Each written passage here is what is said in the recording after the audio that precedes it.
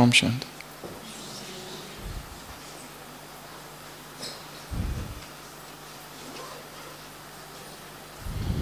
एक सूफी कहानी है जिसमें एक व्यक्ति सो रहा है और सोते हुए वो एक स्वप्न देखता है। उस स्वप्न में भगवान का फरिश्ता उसके पास आता है और वो फरिश्ता कहता है कि भगवान तुमसे बहुत खुश है, तुम इतने नेक दिल हो, इतने ईमानदार हो, इसलिए भगवान ने तुम्हारे लिए बख्शिश भेजी है। और स्वप्न में वो व्यक्ति पूछता है उस फरिश्ते से क्या भेजा है, तो वो फरिश्ता कहता है 10 रुपए। वो कहता है 10 रुपए, ये तो अपमान है। तुम भगवान की तरफ से आए हो केवल 10 रुपए लेकर, और वो बढ़ाते बढ़ाते 20, 30, 40, 50, 90 और 99 रुपए तक पहुंचता है। और जब 99 तक वो पहुंचता है उसके बाद वो कहने लगता है 100 से मैं 1 रुपया भी कम नहीं लूंगा। तुम भगवान की तरफ से आए हो, मैंने तो कभी सोचा भी नहीं था भगवान इतना कंजूस है। तुम रिप्रेजेंटेटिव हो, नुमाइंदे हो, तुम भगवान को रिप्रेजेंट करते हो, कैसे लगता है 100 रुपये और 1 रुपये के लिए तुम अब अटक गए हो। और वो फरिश्ते से जोर से बात करता है और फरिश्ते को चिल्लाता है, तब उसकी नींद टूटती है और वो देखता है कि वो बिस्तर पर है और फरिश्ता कहीं पर भी नहीं है। तब उसे पश्चाताप होता है और वो फिर सोने की कोशिश करता है और बुलाता है, फरिश्ते आ जाओ, वापस आ जाओ, वापस आ जाओ, वापस आ जाओ, मैं 99 रुपये में ही काम चला लूँगा। फिर कहता है 80 भी ठीक है, 70 भी ठीक है, और करते करते एक 10 रुपये तक पहुँचता है वापस। और माफ़ी भी मांगता है कि हे प्रभु मुझे माफ़ कर दो, मैंने तुम्हें कंजूस कहा। वैसे तो भगवान की तरफ से जो भी आया, जो भी मिला, उसे तो प्रसाद बख्शिश ही समझना चाहिए। मुझसे गलती हो गई, परंतु जो स्वप्न आया और जो चला गया वो फिर नहीं आता, और जो फरिश्ता आया था वो आया और चला गया और अब फिर नहीं आएगा।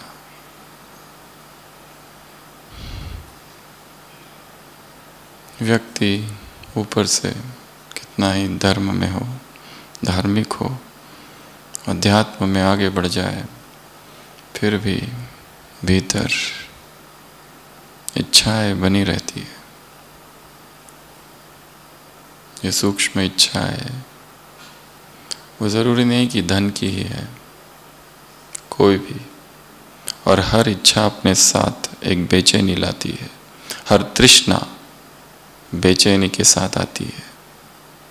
बिना बेचैनी के कोई तृष्णा नहीं है। एक हलचल, एक बेचैनी, और ये बेचैनी इतनी गहरी है,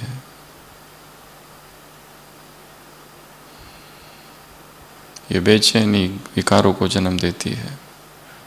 इसलिए मार्ग कठिन मार्ग है,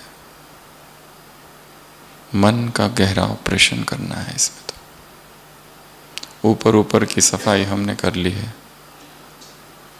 ऊपर ऊपर से विकार निकल गए, पर जो डीप सीटेड वाइसेस विकार है उन तक पहुंचना, उनको देखना,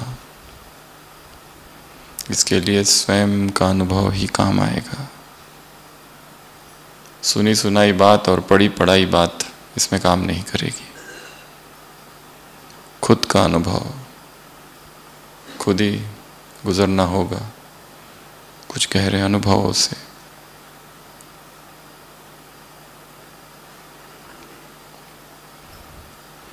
स्वयं की भट्टी स्वयं लगाओ, स्वयं का शिविर स्वयं लगाओ। सार्वजनिक शिविर, सार्वजनिक भट्टी, सार्वजनिक तपस्या यदि व्यक्तिगत तपस्या में रूपांतरित ना हो तो वो केवल एक मनोरंजन मात्र रह जाएगा। एक वाणी का विलास, एक बुद्धि का विलास, ढेर सारे शब्द, ढेर सारी क्लासेस। इसलिए साधना तो अकेले की है, मौन की है और एकांत की है।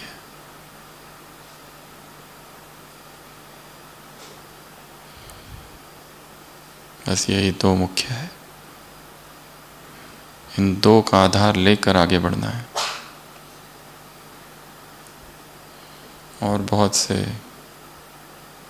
अनुभव होंगे, बहुत सी बातें आएंगी।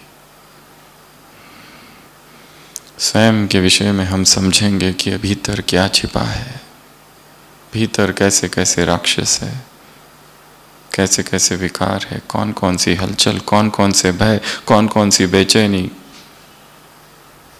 एंजाइटी, पैनिक, अनसर्टेनिटीज, अनिर्णय की अवस्था है। ये करूँ या वो करूँ, यहाँ जाऊँ या वहाँ जाऊँ, बेचैनियाँ, परेशानियाँ ऊपर नहीं दिखाई देती पर भीतर है। इसलिए स्पिरिचुअलिटी का मार्ग ऑपरेशन का मार्ग है, डीप ऑपरेशन। जितना गहरा साइलेंस होगा और जितना गहरा एकांत होगा उतना ये ऑपरेशन गहरा होगा। और जब किसी पेशेंट को कोई पस हो जाता है, फोड़ा हो जाता है और उसको चीरा लगाते हैं तो क्या निकलता है? पस, वो पीप। तो मन को भी जब चीरा लगाएंगे तो भीतर से पीप निकलेगा, पस निकलेगा, जिसमें सूक्ष्म घृणा, सूक्ष्म नफरत, सूक्ष्म भय, कोई बचपन का इवेंट, कोई ट्रॉमा, कोई बहुत गहरी चोट,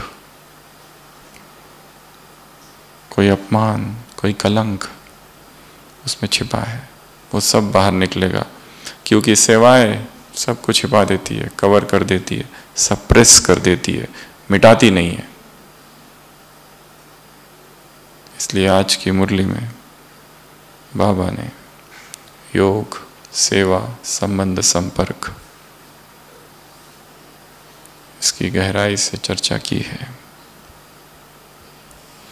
नया वर्ष है, आ रहा है, पुराना जा रहा है, नया आ रहा है। भूमि की कमी है, पानी की कमी है, खटिया की कमी है, परंतु यज्ञ रक्षक खड़े हैं। मधुबन निवासियों की महिमा की है बाबा ने, शाबाश कहा, मेहनत की, प्रबंध किया, सब किया। नया वर्ष है, आ रहा है, पुराना जा रहा है। सबके मन में संकल्प है। बाबा के पास सब पहुंच गया, परंतु सबसे पहले क्या पहुंचा? लेटर, टेलीफोन, कंप्यूटर, ईमेल, क्या पहुंचा सबसे पहले? संकल्प। तुमने यहां संकल्प किया और उस तक पहुंचा। यदि वो संकल्प इतना शुद्ध है, इतना पवित्र है, इतना निस्वार्थ है, परमात्मा प्रेम में लवलीन रहो तो माया की आकर्षण समाप्त, स्लोगन आज का। इतना शुद्ध संकल्प। हमारे सभी संकल्प उस तक पहुंचते हैं। यदि उसमें विश्व कल्याण समाया हुआ है, यदि उसमें निस्वार्थ भाव समाया हुआ है, उसमें विशुद्ध प्रेम समाया हुआ है,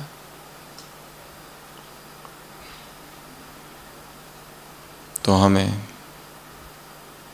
अपने ही भीतर जाना है, स्वयं के ही माइंड का ऑपरेशन, सर्जिकल स्ट्राइक, चीरा लगाना है और फिर देखना है क्या आता है। और घबराना नहीं है ये क्या आ गया,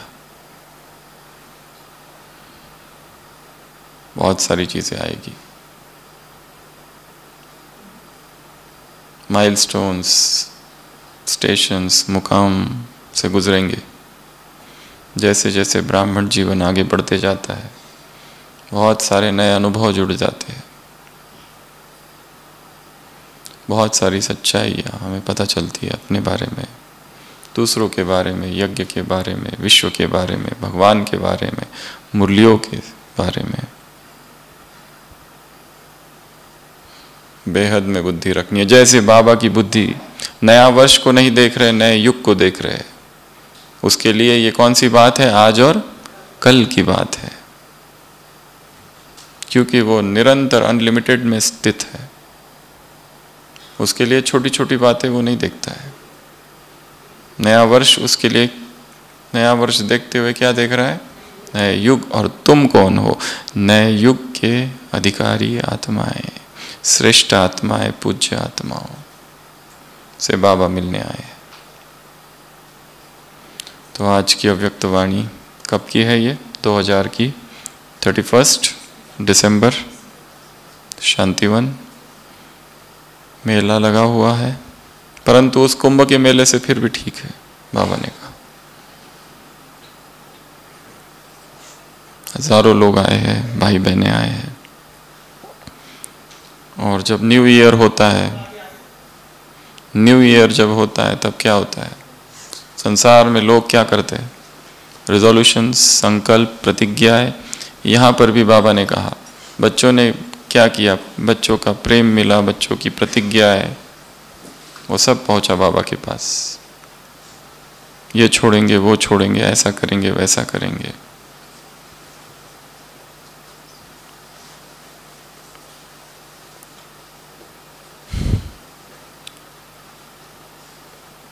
तो बाबा ने कहा, ये खेल कैसा है, आज और कल का। सारी सृष्टि चक्र को देखते रहना, उसमें हम कहाँ हैं, इतने छोटे से।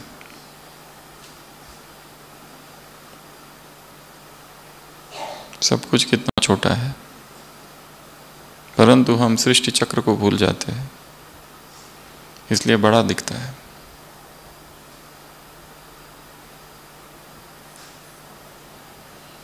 तो बाबा ने कहा, जो अनन्य बच्चे हैं, जो बाप को प्रिय है, उनके लिए क्या,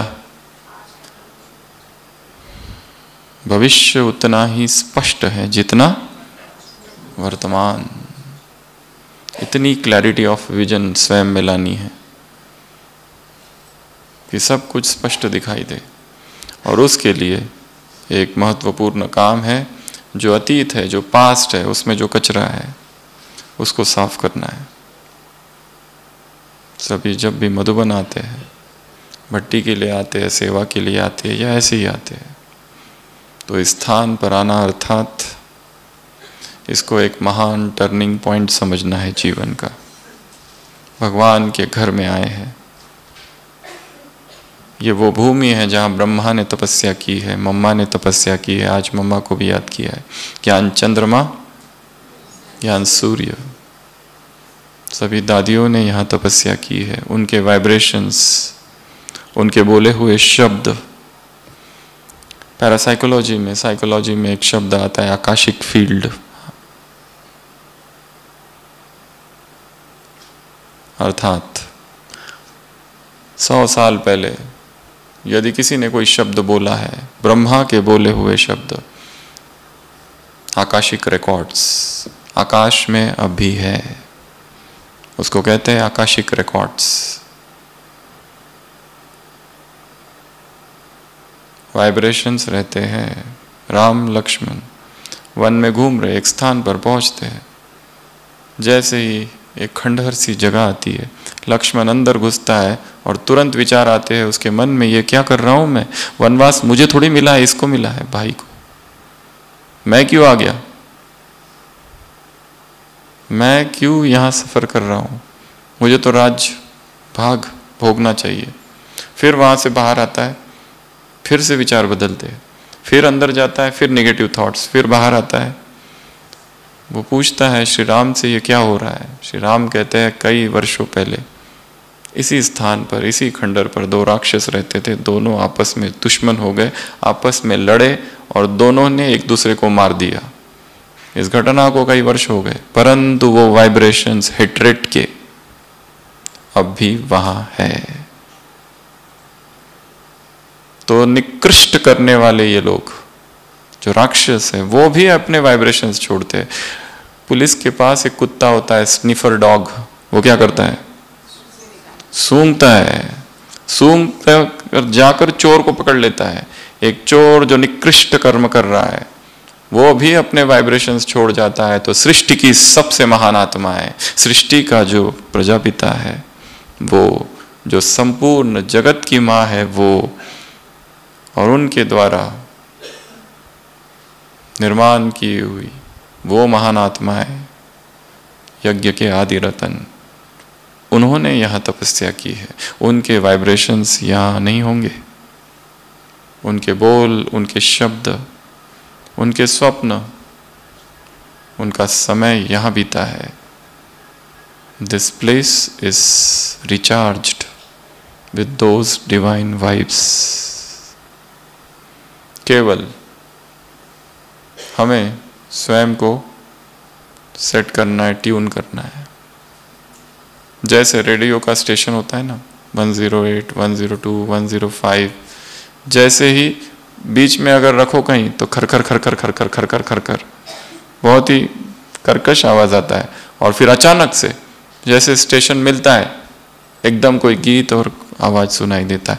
उसी तरह इस सृष्टि में जितनी भी महान आत्माएं आज तक हुई है, केवल इस यज्ञ की आत्माएं नहीं, द्वापर से अब तक की जो भी आत्माएं जो त्यागी थी, तपस्वी थी, वैरागी थी, देहभान से नितांत मुक्त थी, प्रभु प्रेम में डूबी हुई थी, महान श्रेष्ठ भगत थी, या कोई सन्यासी थी, जैसे ही हम शरीर के भान से परे जाते हैं, हम उन सभी से जुड़ जाते हैं। उनके वाइब्रेशंस, उनके प्रकंपन हमें मदद करने लगती है। ये सारी कायनात, ये सारी सृष्टि हमारी मदद के लिए दौड़ती है। इसलिए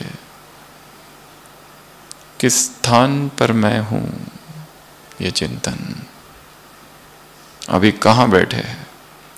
ये मेडिटेशन हॉल न मालूम कितनी बार यहाँ अव्यक्त बाप दादा आए हैं। अव्यक्त बाप दादा के बोल, वो शब्द आज भी हवाओं में है, परंतु हम क्यों नहीं पकड़ पाते? क्योंकि हम अपने ही वाइब्रेशंस में हैं। थोड़ा सा अपने वाइब्रेशंस, अपने चिंता, अपने विचार, अपना अतीत, अपने परेशानियां, अपनी छोटी सी दुनिया से थोड़ा सा बाहर जाओ, ऊपर। और ऊपर जाते ही फटाफट फटाफट हम कैच करने लगेंगे नए नए संकल्प। जैसे प्रकाशमणि दादी के लिए नए नए विचार, नए नए थॉट्स, नई नई सेवा की प्लानिंग, आज ये करना है, आज वो करना है। कहाँ से आते हैं ये सब? कहाँ से आते थे ये सब? क्योंकि चेतना इतनी शुद्ध थी, हायर कॉन्शियसनेस में थी, तो अपने आप नए नए विचार आते हैं। और इस मुरली में यही कहा बाबा ने, हर बात में नया क्या है ये सोचो, नवीन क्या करना है ये सोचो।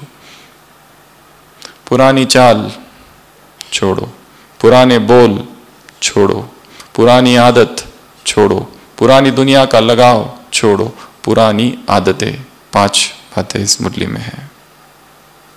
पुरानी आदत, पुराने बोल, पुरानी भाषा, ये बाबा को पसंद नहीं है। वो कमजोर करने वाले बाबा को पसंद नहीं, जो हिम्मत उत्साह बढ़ाने वाले साथी है वो साथी बाबा को पसंद है। तो पुरानी भाषा को बदलना, नई भाषा सीखना, spiritual new language, new parlance, new words, new dictionary, new thesaurus, नई भाषा, नई चाल, नई आदतें, न्यू हैबिट्स, पुराने संस्कार। बाबा ने कहा, एक बहुत सुंदर शब्द इस वाक्य इस मुरली में आया है, नए श्रेष्ठ संस्कारों का क्या करो, आह्वान। ये पांचों को छोड़ो, पुरानी आदतें छोड़ो, पुरानी दुनिया से जो लगाव है वो छोड़ो, और क्या करो, आह्वान।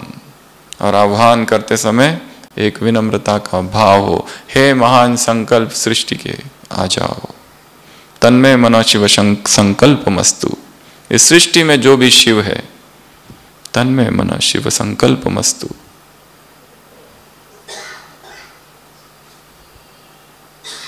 शुभस्य शीघ्रम अशुभस्य कालहरणम। जो अशुभ है उसका नाश करो, और जो शुभ है उसका अभी श्री गणेश करो। शुभस्य शीघ्रम। तो आज की मुरली से फर्स्ट पॉइंट जो सीखनी है वो कौन सी है, जो होमवर्क के रूप में है, वो है महान श्रेष्ठ संकल्पों का आह्वान, संस्कारों का आह्वान करो। उन संस्कारों का आह्वान करो। देवताओं को देखो और आह्वान करो कि ये देवत्व के जो संस्कार है मुझ में आ जाए। दादियों के चित्र देखते हो तो उन चित्रों को देखते हुए उनकी पूजा नहीं करनी है। उनको खुशी नहीं होगी उसकी पूजा कर कर, उसके ऊपर गीत बनाकर या वंदना कर कर।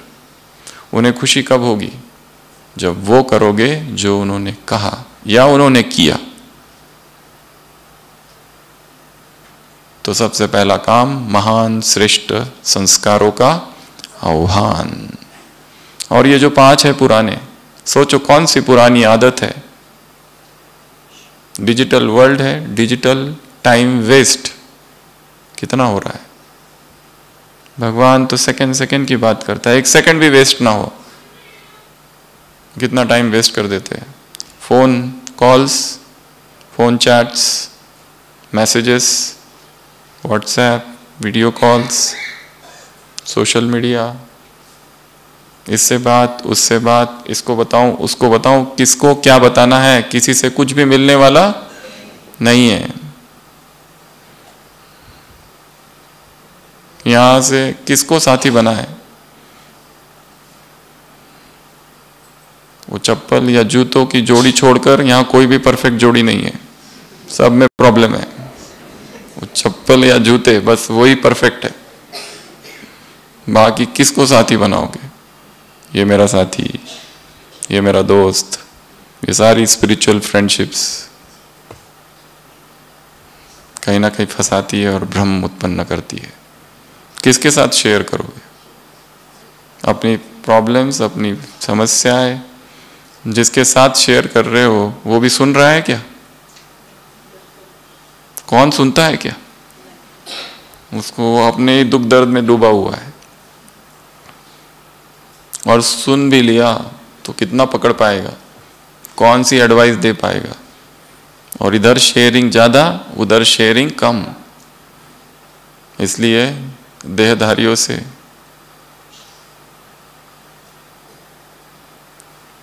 इसलिए कहा पुरानी दुनिया से लगाओ, 1 पुरानी आदत, 2 पुराने संस्कार, पुरानी चाल, पुराने बोल, नए वर्ड्स, न्यू वर्ड्स। और न्यू वर्ड्स के लिए मुरलियों का अध्ययन करना पड़ेगा। बाबा के जो शब्द है वो हमारे शब्द हो जाए। इस मुरली में बाबा ने वो भी कही है, मम्मा की एक बात जो मम्मा ने इशारे से कही, सीधी नहीं कही, डायरेक्ट नहीं कही, हंसते हुए कही। और वो कौन सी बात है, अलबेलेपन की। और कौन सा अलबेलापन हो जाएगा, देख लेंगे, कर लेंगे, चलता है, ये अलबेलापन।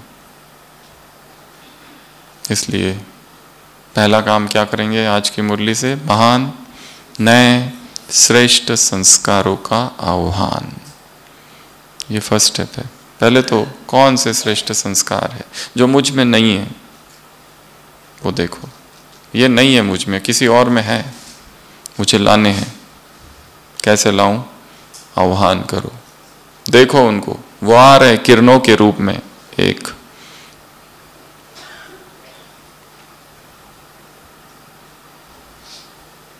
मन में समा रहे हैं, आत्मा में समा रहे हैं।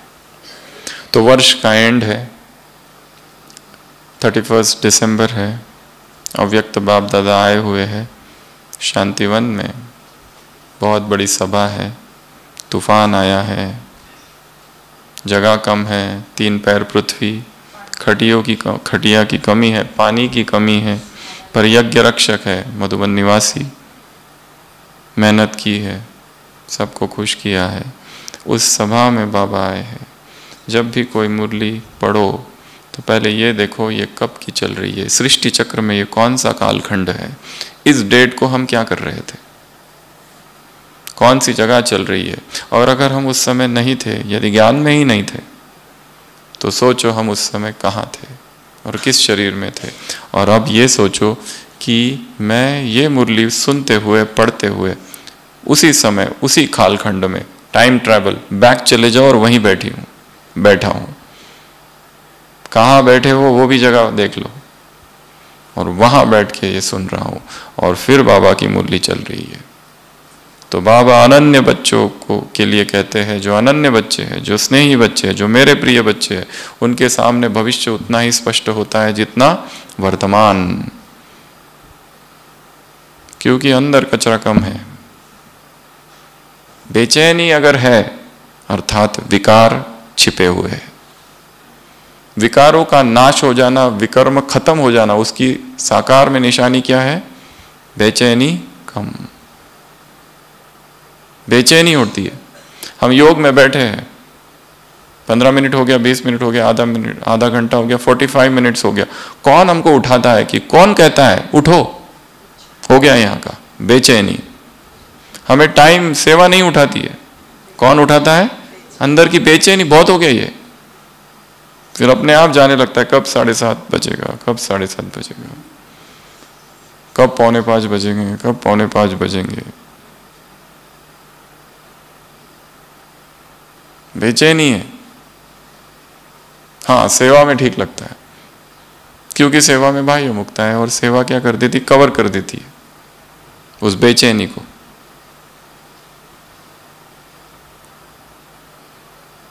इसलिए योग बहुत ज़्यादा पसंद नहीं है। इसलिए चिंतन मनन वो एक दूसरी अवस्था है, परंतु हमें अलग अलग स्टेशन से गुजरना है इस ब्राह्मण जीवन में। एक चिंतन की अवस्था है, एक योग की अवस्था है, अलग अलग अवस्थाएं है। तो इस मुरली में नया वर्ष एंड हो रहा है, पुराना वर्ष समाप्त हो रहा है, नया चालू हो रहा है। तो इसके बीच में ये चल रहा है। तो बाबा ने क्या चेकिंग की? खाते की, जमा का खाता। सेविंग कितनी है? Saving accounts. तो 3 खातों में से तीसरा खाता कौन सा है, वो कौन बताएगा?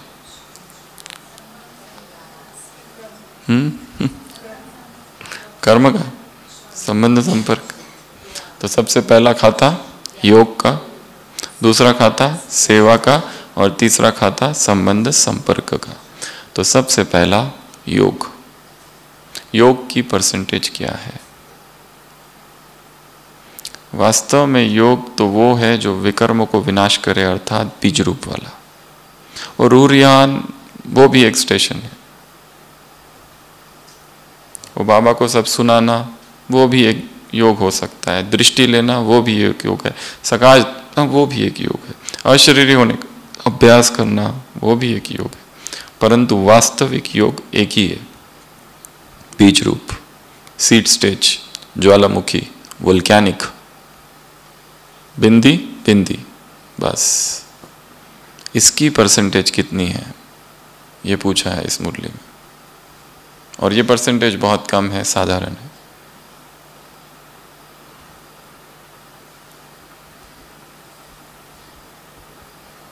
और दूसरी बात, इसकी निशानी क्या है प्रैक्टिकल जीवन में? बोल और चलन। कैसे? योग युक्त, युक्ति युक्त। केवल 2 बजे उठने से काम नहीं होगा, फिर चाहे कितना भी बैठे रहो, दैट इज नॉट इंपॉर्टेंट। योग अर्थात योगी अर्थात योग का जीवन में प्रभाव। मुरली में शायद योगी जीवन का वैसा कुछ आया है, योग होना होगा वो, योग का जीवन में प्रभाव।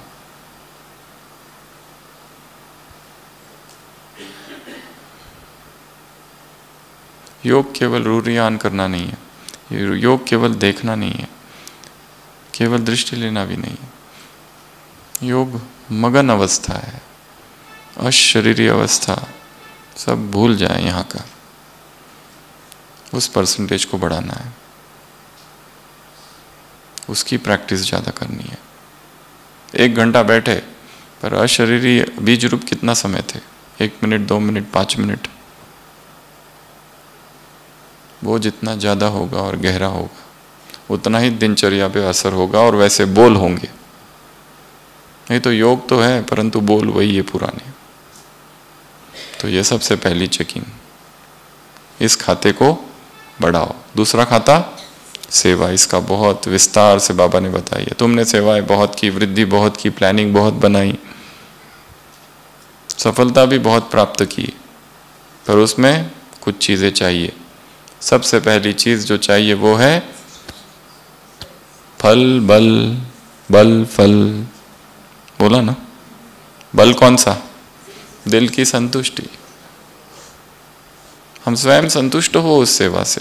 अगर सेवा हमें संतुष्टता, वास्तव में क्या सेवा हमारे खुशी का आधार है? या खुशी है इसलिए सेवा है? ये 2 अलग प्रश्न हैं। एक, खुशी, सेवा कर रहे हैं, खुशी मिल रही है तो सेवा खुशी का आधार। दूसरा, खुशी है इसलिए सेवा कर रहे हैं। क्योंकि अगर सेवा खुशी का आधार है तो सेवा अगर छिन जाए, सेंटर अगर छिन जाए, ये नहीं वो, ये नहीं वो, भाषण देने की सेवा बंद, अब दूसरी सेवा करो, तो खुशी खत्म। कोर्स कराने की सेवा खत्म, अब किचन वाली सेवा करो, खुशी खत्म। या केवल पार्टियों को घुमाने की सेवा करो, खुशी खत्म। अर्थात वो सेवा से भी चिपकाव है। फिर एक खुशी है इसलिए सेवा कर रहे हैं, आज ये सेवा कल वो सेवा, जो दी वो ठीक। तो सेवा में सबसे पहली बात है दिल की संतुष्टता। दिल का तीर दिल को लगता है, दिमाग का दिमाग को। दिल से सेवा करनी है, इसलिए सेवा करनी है कि हमने जो पाया है वो सब पाए, सबको ये परिचय मिल जाए। सारा संसार अज्ञान अंधकार में भटक रहा है, डूबा हुआ है। कितना दुख है संसार में, इतना दुख, इतना दुख, इतना दुख।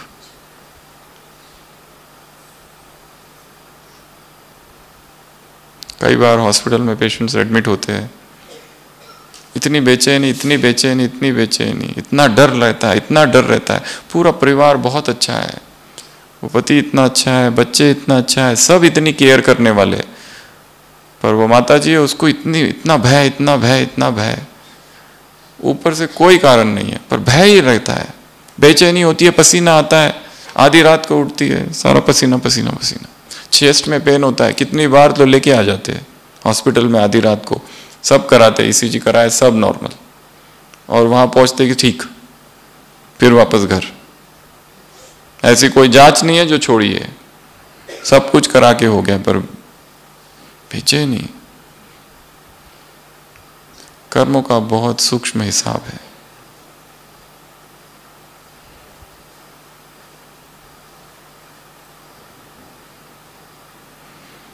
इस ज्ञान में आने से पहले हम कहीं बैठे थे ऐसे मेडिटेशन में, कोई आश्रम में, और आधा घंटा 1 घंटा हो गया, पैर दुखने लगा।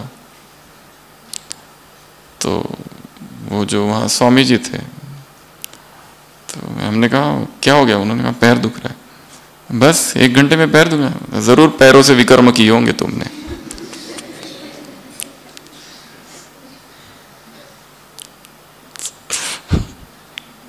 अब साक्षी होकर देखते रहो उसको, दर्द को, हिलना नहीं बिल्कुल।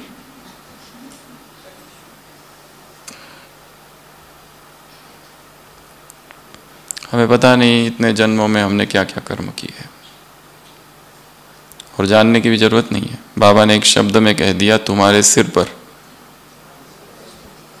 63 जन्मों का बोझ है, पुण्यों का नहीं, पापों का। और उससे भी ज्यादा बोझ ब्राह्मण बनने के बाद जो किए हुए विकर्म है उसको भस्म करने के लिए तुम्हें ज्यादा टाइम लगता है। इसलिए तो सबसे पहली बात दिल की संतुष्टता। हमने सेवा की, किसी को मार्ग बताया, कोई भटक रहा था, इस भाव से सेवा करनी। दूसरी फल क्या है? सर्व की संतुष्टता, जो साथी है वो भी संतुष्ट।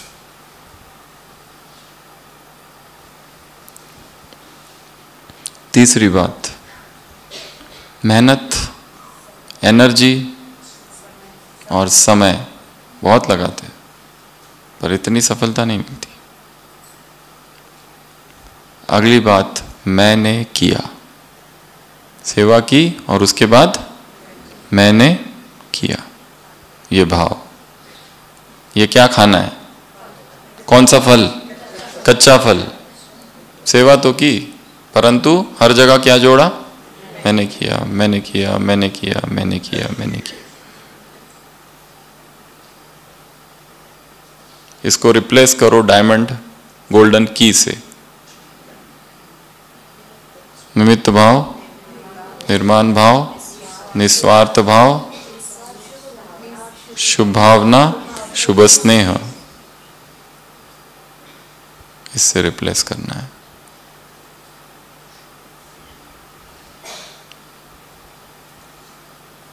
और रोज की जो मुरली है उसको गहराई से पढ़ना है, यह सबसे मेन चीज है। नहीं तो पता कैसे चलेगा करना क्या है? और उसमें भी अव्यक्त वाणियां।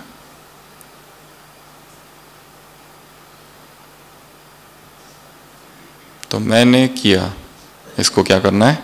रिप्लेस। ये कच्चा फल है।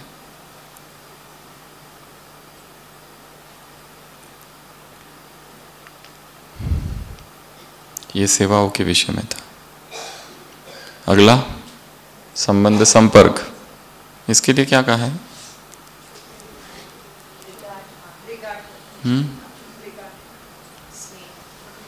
वो जो पूरा न्यू वर्ष का होमवर्क है वो इसी सब्जेक्ट के विषय में है। क्या बनो? दाता। क्या बनो? अखंड दानी। क्या बनो? महादानी। क्या बनो? महासहयोगी। याद प्यार में कहा है, हिलना नहीं, अटल। देना, गुणों का दान करना। उदाहरण दिया, क्यों गुणों का दान करना या क्यों दानी बनना है? कारण क्या क्या है? सबसे पहला तो तुम दाता के बच्चे हो, तो मास्टर दाता हो। दूसरा, तुम्हारे जड़ चित्रों का उदाहरण क्या है? देवी देव, देने वाले। तीसरा, ब्रह्मा का उदाहरण, उसने दिया, इसलिए तुम भी दो। कश्मीर में एक बहुत बड़े संत थे कवि, जिन्होंने महाभाष्य, पतंजलि का महाभाष्य है, उस पर टीका लिखी थी। पर वो इतने स्वाभिमानी और स्वावलंबी थे, किसी से कुछ नहीं लेते थे, और वो भी संसार के कोलाहल से दूर रहते थे। उनकी एक कुटिया, उनकी पत्नी, बस प्रकांड पंडित थे, परंतु सारा समय अध्ययन, पूजा पाठ और अपनी साधना में ही लीन रहते थे। कुछ विद्वान पंडित उनसे मिलने कश्मीर गए, और जब उनको पता चला उनके बारे में तो वो कश्मीर के राजा के पास गए और राजा से विनती की कि इनको कुछ दिया जाए। तो राजा ने कहा, मैंने कोशिश की थी पर ये कुछ भी लेने को तैयार नहीं है, पर आप अब कह रहे हो तो उन्हें कुछ धन, उन्हें कुछ जमीन, कुछ तो हम देंगे। तो वो ब्राह्मण आते हैं उसके घर के पास और उसको कहते हैं कि राजा ने आपके लिए भेजा है। वो जो विद्वान पंडित थे वो कहते हैं अपनी पत्नी से कि राजा ने ये हमारे लिए भेजा है, अर्थात अभी हमारे यहाँ रहने का समय समाप्त हुआ, हमें यहाँ से तुरंत निकल जाना चाहिए। और उसी पंडितों के बीच राजा भी भेष बदल कर आता है ब्राह्मण का। वो कहता है माफ़ करना, ये लोग मेरे पास आए थे तो मैंने ही आपके लिए भिजवाया, परंतु अब मुझे पता है आप लेते नहीं हैं। परंतु वो राजा कहता है मुझे बहुत खुशी होगी अगर आप इसको स्वीकार करो तो, या आपको क्या चाहिए आप बताओ। तो वो पंडित जी कहते हैं मुझे एक ही चीज़ चाहिए, आज के बाद यहाँ कभी मत आना। दैट इज द फर्स्ट, ये एक चीज़ कर दो मेरे लिए, और दूसरा मेरी साधना में जितना हो सके कोई विघ्न नहीं डालना। तो भारत ऐसे पुरुषों का महान आत्माओं का देश है। जो देना जानते थे उन्हें लेना बिल्कुल पसंद नहीं था। दे देना देना देना देना। बाबा ने कहा अखंड महादानी, अखंड महासहयोगी, अटल, देते जाओ, कोई कितना भी हिलाए हिलो नहीं। साथी किसको बनाओ? ऐसे लोग, दूसरे कहेंगे तुम तो मरते रहते हो, पर साथी ऐसे लोगों को नहीं बनाओ। किसको बनाओ? जो उमंग उत्साह बढ़ाए, ऐसे लोगों को। तो आज की मुरली से फर्स्ट बात बताई, महान संकल्पों का, संस्कारों का आह्वान। दूसरा, योग में बीज स्थिति का अभ्यास करना है, सीड स्टेज का ज्यादा से ज्यादा, और वो भी बैठकर जितना हो सके। और तीसरी बात, सेवाओं में कैसी सेवा करनी है? दिल से, निस्वार्थ, मेरे द्वारा नहीं तो किसी और के द्वारा। जैसे सुदेश बहन कहते हैं ना कि हम सब कौन है? नल है, ऊपर टंकी है, अब टंकी का पानी इस नल से आ रहा है और नल कहने लगे मेरा पानी है, तो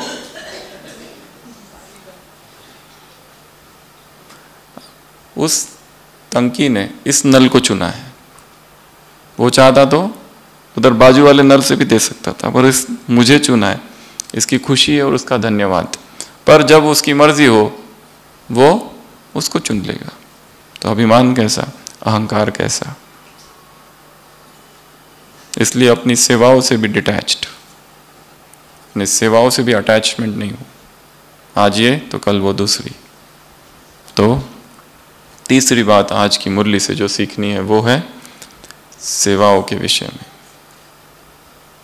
और फिर चौथी, देना, दाता दाता दाता दाता। इस संस्कार को कुट कुट के अंदर भरना है कि मुझे लेने के संस्कार नहीं डालने हैं। कौन से संस्कार डालने? देने के। देना ही लेना है। छोटे बाबा से पूछते हैं कि हमें बड़ों का क्या चाहिए? रिगार्ड चाहिए। तो बाबा का क्या उत्तर है? पहले तुम उनको रिगार्ड दो, तो देना ही लेना है, तो अपने आप मिलेगा। मांगो नहीं, ये होना चाहिए, वो होना चाहिए, ऐसा होना चाहिए, वैसा करना है, कुछ भी नहीं मांगो।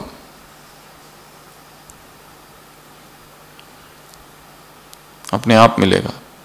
क्या भगवान को हमारी आवश्यकताओं के विषय में पता नहीं है? क्या भगवान को ये नहीं पता कि मुझ में ये विशेषता, ये कला है, और हम सोच रहे मेरी विशेषता यज्ञ में कब लगेगी? इसका मतलब निश्चय की कमी है। उसे पता है किसको कब कहां कैसे यूज करना है। उसकी दृष्टि हर एक पर है।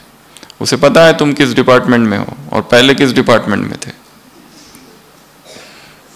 और आगे किस में जाने वाले हो। उससे कुछ भी छिपा नहीं है। मैं तुम्हारे सभी जन्मों को जानता हूं, आदि मध्य अंत को जानता हूं। गीता में भी लिखा है ना, हे अर्जुन तुम्हारे कितने जन्म हो गए, तुम नहीं जानते, मैं जानता हूं। You know not, I know. उसे पता है ये जो परिस्थिति आई है क्यों आई है, और जो परिस्थिति आ रही है, ये विघ्न आ रहे हैं, समस्याएं आ रही है। उस दिन भी कहा था क्लास में, पांडव, भीष्म उस पे है शैया पर, हंस रहे, हंस नहीं, रो रहे, सॉरी। अर्जुन कहता है कृष्ण से, इनको भी दुख हो रहा है मरने का, इनकी भी इतनी आसक्ति। कृष्ण कहते तुम ही पूछो क्यों रो रहे। वो कहते मैं रो इसलिए रहा हूं कि तुम पांडव निरंतर स्वयं भगवान तुम्हारे साथ थे शुरुआत से, फिर भी तुम दुखी दुख सहते आए हो। पांडवपति निरंतर साथ है, फिर भी दुख छूटा नहीं, फिर भी हिसाब किताब छूटे नहीं, वो तो रहेंगे ही। मैं तुम्हारी खांसी ठीक करने नहीं आया हूं, तुम्हारा घुटने का दर्द ठीक करने नहीं आया हूं, मेरा एक ही काम है, वो ही बताओ बस, ये सब चीजें मत सुनाओ। तो भगवान मिल गया मतलब ये सब खत्म हो गया, ऐसा नहीं है। ये सारे चुकतू होंगे, और ये किस लिए चुकतू होंगे, हमें मजबूत बना रहे, शक्तिशाली बना रहे, अनुभवी बना रहे, मैच्योर्ड बना रहे। आने दो, कितनी भी बाधाएं आने दो। एक संत थे, वो अपने शिष्यों से कहते थे, उसके पास बहुत सूफी संत था, हजारों शिष्य थे, पर सब वो मुसलमानों में कुछ शिया थे, सुन्नी थे। वो शिया जो शिष्य थे उनको कहते थे जाओ सुन्नियों के प्रवचन में जाके बैठो, जो हिंदू थे उनको कहते थे मुसलमानों के प्रवचन में जाके बैठो, और जो विरोधी बातें हैं वो सुनो, और फिर देखो तुम्हारी स्थिति कैसी रहती है। विरोधी मत, बीके हो, उधर के सत्संग में जाके बैठो कि भगवान सर्वव्यापी है। कितना धीरज से बैठ सकते हो। हमारे 84 लाख योनियों की कहानी, शांति से बैठ सकोगे क्या? हमने कितने पशु योनि में जन्म लिए, उसका एक एक वर्णन, और श्री कृष्ण ही स्वयं भगवान है। ये सुन सकोगे? ये जब सुन सकोगे, विरोधियों की सारी बातें शांति से, या कोई निंदा कर रहा है, कोई अपमान कर रहा है, फिर भी नो रिएक्शन, तो समझना मैच्योरिटी की स्टेज अभी आ रही है। पहले वो झगड़े करते थे, अभी ज्ञान का वाद विवाद के झगड़े करते हैं। कोई कोर्स में यदि उसको पूछो कि तुम कौन हो, और कहे डॉक्टर है, इंजीनियर है, तो बस ऐसे टूट पड़ते उसके ऊपर, अज्ञानी कहीं के। अब तुमको समझाएंगे हम आत्मा क्या होती है, परमात्मा क्या होता है। वो 7 डेज का कोर्स हमारे अहंकार का प्रक्षेपण ना हो जाए। हर आत्मा को महसूस कराना है। किसका? उस परमात्मा की महसूसता।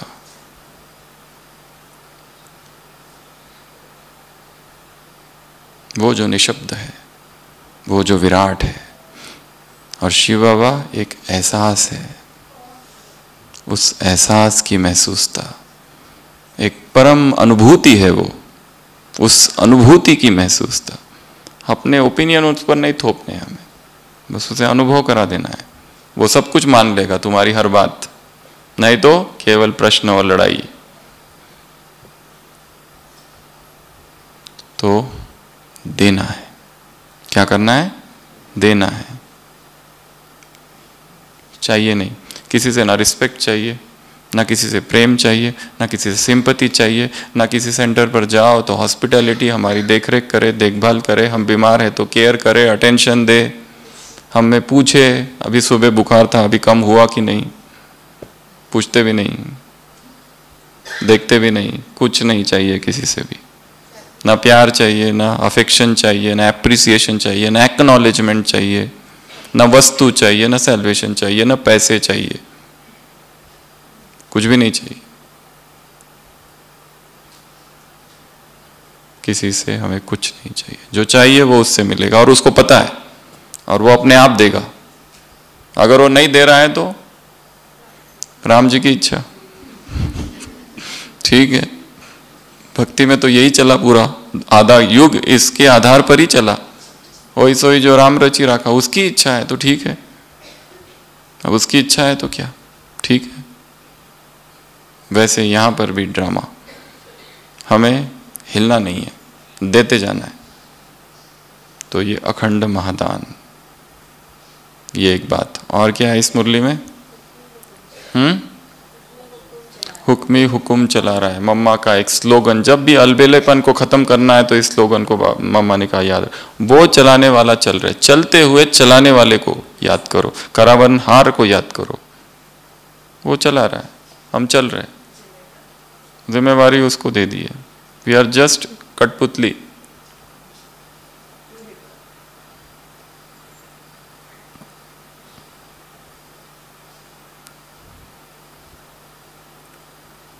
दादी जानकी ने टीचर्स की भट्टी में एक प्रश्न पूछा था, कौन हो तुम? सेवाधारी हो, निमित्त हो या कठपुतली हो? सीधा उत्तर मत दो। जो है वो बताओ, कौन समझते हो स्वयं को? सेवाधारी समझती हो या फिर दूसरा क्या? निमित्त हूं। वो निमित्तपन का भी अभिमान आ सकता है, मैं निमित्त हूं, तुम थोड़ी हो, हटो बाजू में, बाबा ने मुझे निमित्त बनाया है। मैं निमित्त हूं, निमित्त मात्र कहते हैं, बस कहने मात्र कहते हैं, निमित्त मात्र कहते हैं, मैं निमित्त हूं, बाकी निमित्त मैं हूं। सबसे ऊंची अवस्था ब्रह्मा कुमारी जीवन, ब्रह्मा कुमार जीवन की कौन सी है? इन तीनों स्टेशन से गुजरना है। पहले तो सेवाधारी, आगे निमित्त भाव, और आगे कठपुतली। हमारा कुछ नहीं है, उसकी सेवा है, वो देखेगा। अंगद ने पाव जमा दिया, रावण से क्या कहा? अगर पाव हटा दिया तो सीता तुम्हारी। उसको क्या टेंशन, जिसकी पत्नी है सीता वो देखेगा। अब तो और क्या, आज की मुरली में बाबा के पास कार्ड पहुंचे, कार्ड के रिटर्न में क्या दे रहे? रिगार्ड। और आज की मुरली में हाँ, जो ओटेसो अर्जुन, ब्रह्मा का उदाहरण। ब्रह्मा ने केवल शिव बाबा को देखा, उसके अतिरिक्त और किसी को भी नहीं देखा। तो तुम भी सेम। अगला और क्या पॉइंट है? मनसा वाचा कर्मणा, मन से शक्तियां देनी। जब एकांत में बैठे हो, सोचो मुझ आत्मा से शक्तियों की किरणें पूरे विश्व में फैल रही है, चल रहे फिर रहे एकांत में, शक्तियां फैल रही है। बस यही एक चिंतन। बोलो तो ज्ञान, व्यर्थ नहीं, निगेटिविटी नहीं, किसी की निंदा नहीं, और कर्म से गुणों का दान, अखंड गुणदानी बनो। ब्रह्मा का उदाहरण। हम दूसरों को कैसे सिखाएं? अपने कर्मों के द्वारा। बोल से किसको सिखाएंगे? और ब्राह्मणों के लिए तो क्या कहा है? सहयोगी देना, इनको थोड़ी ना दान करोगे। तो ये ऐसी आज की वाणी थी। ऐसे यज्ञ रक्षक आत्माओं को, ऐसे प्राप्ति संपन्न आत्माओं को, ऐसे परमात्मा प्रेम में लवलीन आत्माओं को, ऐसे माया के आकर्षण को समाप्त करने वाली आत्माओं को, ऐसे राज्य अधिकारी आत्माओं को, ऐसे अखंड महादानी आत्माओं को, अटल महादानी आत्माओं को, गुणदानी आत्माओं को, ऐसे नए संस्कारों का आह्वान करने वाली आत्माओं को, ऐसे पुराने दुनिया के लगाव को समाप्त करने वाली, पुरानी आदत को समाप्त करने वाली, पुरानी चाल को, पुराने बोल को, ऐसे योग युक्त, ऐसे युक्ति युक्त, हर बोल में, हर चलन में, ऐसे डायमंड चाबी, निमित्त, निर्माण, निस्वार्थ, शुभ भावना, शुभ प्रेम, स्नेह वाली आत्माओं को, ऐसे बीज रूप अवस्था, अच्छा, ऐसे रिगार्ड देने वाली आत्माओं को, ऐसे दुआ देने वाली आत्मा, दुआओं का खाता भी बोला एक जगह, दुआओं का खाता, संतुष्टता का खाता, बढ़ाने वाली, जमा करने वाली आत्माओं को, ऐसे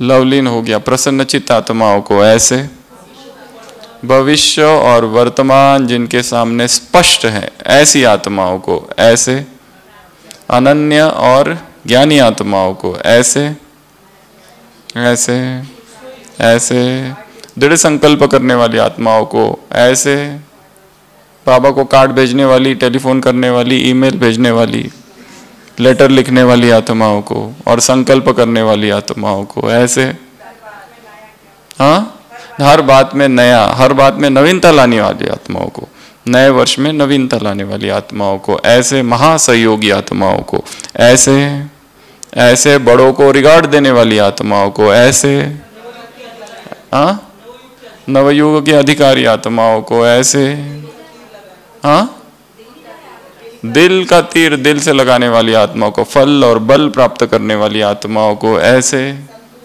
संतुष्ट हो गया ऐसे, ओटेसो अर्जुन आत्माओं को, ब्रह्मा को फॉलो करने वाली आत्माओं को ऐसे, अलबेलेपन को समाप्त करने वाली आत्माओं को, हुक्मी हुकुम चला रहा, चलाने वाला चला रहा, ये याद रखने वाली आत्माओं को ऐसे, प्रश्नों से पार रहने वाली आत्माओं को ऐसे, जमा का खाता बढ़ाने वाली आत्माओं को ऐसे,